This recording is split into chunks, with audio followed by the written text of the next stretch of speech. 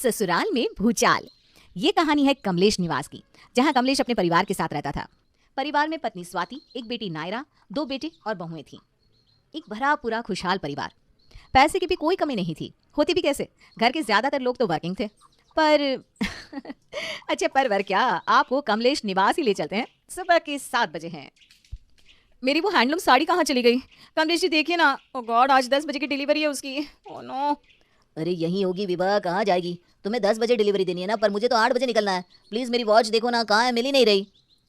यह कमलाना किसी काम की नहीं है। कितनी बार समझाया तुझे कि जब रात को नाश्ते की रोटी बनाकर रख तो उसे कपड़े में ढक दिया कर। सारी रोटियां सूख गई है, अब हम इसे टिफिन में कैसे लेकर जाएंगे? और दूसरा, ये घड़ी का कांटा फाड़ते ही जा रहा है। अरे छोड़ो, जो है वही पैक कर देती हूँ। जिंदगी की इतनी भाग दौड़ के बाद एक आपके हाथ की चाय ही तो है जो जिंदगी को सुकून देती है, स्वाति जी। चलिए चाय खत्म कीजिए, मैं तब तक गर्म पानी की बाल्टी और तौलिया बाथरूम में रख देती हूँ। स्वाति उठकर बाथरूम की तरफ जा रही थी कि नायरा बैग लेकर हड़बड़ी में कमरे से निकलती है। उसे हड़बड़ी में बाहर जाता देखकर स्वाति पूछती है, 10 बजे उठने वाली आज 7 बजे कैसे उठ गई? और इतनी हड़बड़ी में कहाँ जा रही है तू? देरी हो रही है मम्मी, आकर बताती हूँ। Love you, bye bye. ये थी कमलेश निवास की एक आम सुबह, जहाँ सुबह सुबह सब हड़बड़ी में उठते और अपने अपने काम पर निकल पड़ते। कितनी बार तो एक भाई को दूसरे भाई का चेहरा देखे हुए भी कई दिन बीत जाते थे, पर काम के चक्कर में किसी और बात का पता भी कहाँ चलता है। काम भी तो जरूरी है। पूरा दिन ऑफिस में बिताकर 7-8 बजे सभी एक एक कर वापस घर लौटते हैं। मम्मी खाना? हाँ बेटा, ला रही हूँ। अरे कमला, जल्दी जल्दी हाथ चलाना, बेचारा वो भूखा है। पूरे दिन में एक टाइम ही तो गर्म खाना नसीब होता है बेचारे को। आप लोग तो लगता है कि 2000 रुपये में मेरे कलेजे से प्राण ही निकालेंगे। एक टाइम का बोलकर 3 टाइम का एक ही वक्त में खाना बनवा लेते, ऊपर से नाश्ते की रोटियां बनवाते स्वलग। अब ऐसे और पुसाई नहीं होता माँ जी, मेरे पैसे बढ़ाइए। कमला की बात सुनकर स्वाति अपनी बड़ी बहू विभा के कमरे में जाती है, जहाँ विभा कपड़े बनाने में पहले ही बिजी थी और उसके खाने की थाली जो कि त्यों बिस्तर पर पड़ी हुई थी। ये कमला तो अब जान खाने लगी है विभा, पैसे बढ़ाने को कह रही है। तो बढ़ा दीजिए मम्मी जी, या फिर आपको जो भी सही लगे। ये मेरे न्यू लेंसेज कहाँ रख दिए मैंने? वो रहा है मम्मी जी, आपके पीछे के ड्रॉर में।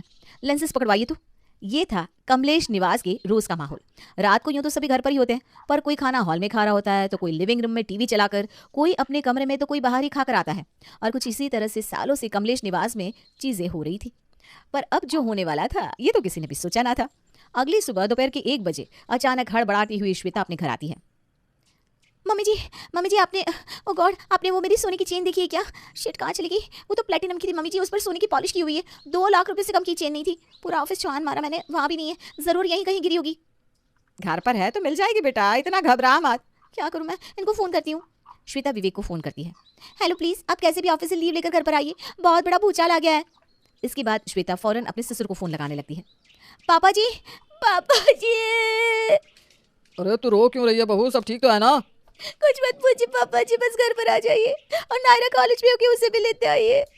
एक एक करके श्वेता सभी को फोन कर देती है, यहाँ तक कि अपने जेठ और जेठानी को भी फोन करके घर पर बुला लेती है। और कुछ ही देर में भागते हुए सब घर पहुंचते हैं। क्या हुआ बहू, तू फोन पर रो क्यों रही थी? सब ठीक तो है ना भाभी? कुछ ठीक नहीं है, इसकी 2 लाख की सोने की चेन खो गई है। क्या 2 लाख की चेन? ये कौन सी चेन थी श्वेता, मुझे पता भी नहीं। चलो सब मिलकर ढूंढते हैं, मिल जाएगी। पूरा घर मिलकर श्वेता की खोई हुई उस चेन को ढूंढने में लग जाता है। और इस बीच श्वेता साइड से किचन में चली जाती है। आधे घंटे बाद श्वेता किचन से बाहर आती है और सोफे पर पैर चढ़ाकर बैठकर अपने पति से कहती है, विवेक जी, टीवी के नीचे वाले ड्रॉर में देखी तो, शायद वहां रखी थी मैंने चेन। विवेक जैसे ही उस ड्रॉर को खोलकर चेन बाहर निकालता है तो नायरा कहती है, नहीं भैया, वो चेन नहीं है, ये तो 200 वाली है, आर्टिफिशियल ज्वेलरी वाली, जो कि मैं भाभी के लिए लेकर आई थी। और इसी चेन की बात कर रही थी मैं, यही तो खो गई थी। थैंक गॉड मिल गई। अरे तो पागल हो गई है क्या बहू? सुबह से सारा घर सर पर उठाकर रखा है इस 200 की चेन के लिए। पता भी है तुझे मैं कितना घबरा गया था। चलती हुई दुकान बढ़ाकर आया हूँ तेरे लिए। 200 रुपए की चेन के लिए इतना ड्रामा? ये ले 200 मैं तुझे देता हूँ। ये सब क्या है स्वाति?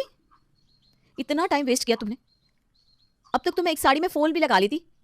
इन सभी के सवालों का श्वेता के पास कोई जवाब नहीं था। वो किचन में जाकर अंदर से 2 बॉल में पूरियां और आलू दम की सब्जी लाकर डाइनिंग टेबल पर सजाना शुरू कर देती है। अब इतना ड्रामा हो ही गया है, अब आप लोग ब्रेक ले लीजिए, कितने दिनों बाद गर्म खाने को मिलेगा। वो भी दोपहर के टाइम पर। उसके बाद जिसे मुझसे जो भी शिकायत है एक एक कर कह दीजिएगा, मैं सुन लूंगी। किसी को कुछ समझ में नहीं आता। सभी एक साथ डाइनिंग टेबल पर मुंह फुलाए बैठ जाते हैं। श्वेता सभी के प्लेट्स में पूरियां परोस रही थी कि पूरियां देखते ही कमलेश कहता है, संतोष और विवेक जब छोटे थे ना तो ऐसी ही पूरियां बनाती थी आप स्वाति जी। कब बच्चे बड़े हो गए पता ही नहीं चला ना। हाँ मम्मी, कितना मजा आता था। और भाभी, फैमिली प्लानिंग की क्या सोची है आपने? वैसे ही कुछ दिनों से ना मेरी तबीयत कुछ ठीक नहीं लग रही है। शायद मुझे व्हाट? ओह माय गॉड, सच्ची विभा? तुझे ऐसा महसूस हो रहा था तो तूने हमें बताया क्यों नहीं बहू? अरे मुझे लगा जब हम सब एक साथ होंगे तब मैं इस बारे में बात करूंगी, पर ऐसा हो ही नहीं पा रहा था मम्मी जी। कहाँ इस घर में कोई किसी को कोई बात बता पाता है मम्मी। कल मेरा प्रमोशन होने वाला है, किसी को खबर भी है? सब अपनी लाइफ में इतने बिजी हो गए हैं कि घर वालों के साथ खुशियां बांटने का वक्त ही नहीं मिल रहा किसी को। अरे वाह वाह वाह, एक साथ दो खुशियाँ। और शायद कोई ये भी भूल गया है कि नायरा की उम्र हो रही है, उसके लिए लड़का भी देखना है। लड़का तो मैंने देख रखा है। तू तो छुपी रुस्तम निकली चुटकी। और इस तरह कई दिनों के बाद कमलेश निवास के लोग एक साथ एक दूसरे के साथ बातें कर रहे थे, उनके जीवन में हो रही चीज़ों को जान रहे थे। ऐसा लग रहा था मानो एक घर में रहने के बाद भी कोई एक दूसरे के जीवन में हो रही चीज़ों के बारे में कुछ जानता ही नहीं था। आज इस परिवार में जो एक कमी थी वो भी पूरी होती दिख रही थी। तभी स्वाति कहती है, हो गया खाना, अब आप सब मुझे डांट सकते हैं। अरे नहीं नहीं बहू, तेरी भूल के कारण ही तो आज हम सब एक साथ बैठ पाए। वैसे मेरी कोई चेन खोई नहीं थी पापा जी, ये सब तो मैंने इसलिए किया था ताकि एक घर में होकर भी हम सब दूर हो चुके हैं, वो कुछ पल के लिए ही सही साथ तो आ पाए। और ये कुछ ही देर में हम सबका स्ट्रेस जो रिलीज हुआ है ना आप सबके चेहरे पर उसकी खुशी दिख रही है कि नहीं पापा जी? ये तो तूने बहुत अच्छा किया बहू। इस भाग दौड़ में हम इस खुशी को ही भूल रहे थे। मुझे तो लगता है कि एक वक्त तो हम सबको साथ में खाना खाना ही चाहिए। फिर तो dinner time with family final.